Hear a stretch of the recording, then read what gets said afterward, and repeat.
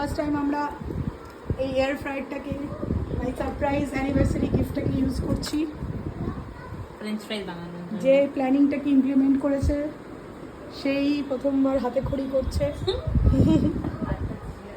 সব থেকে ইজি একটা রেসিপি নিয়ে আমরা স্টার্ট করছি। দেখি এটাকে এবারে, আরে বাপরে, মাস্টার মাইন্ড যে সে এখানে হাই তুলছে। চলো লেটস ডু ইট। একটু ভয় ভয় আছে আমি, দেখো আমি ऑन हो गया ये देखो लाइट जल रहा है। ओके দিস ইজ কুকিং নাও।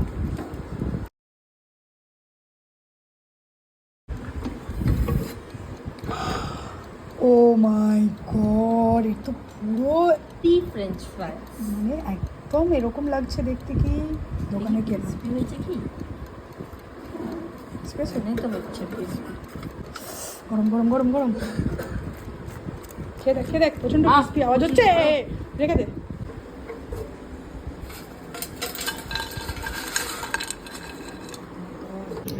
এবার আমরা ট্রাই করবো এটা। ওকে তোল। চিয়ার্স।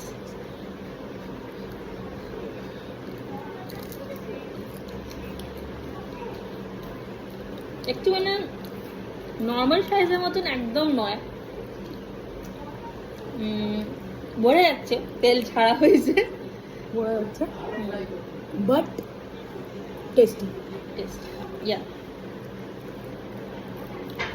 না রে, এটা ভালোই লাগছে, নরম, টু টেস্টি, এখনো বেস্টই লাগছে।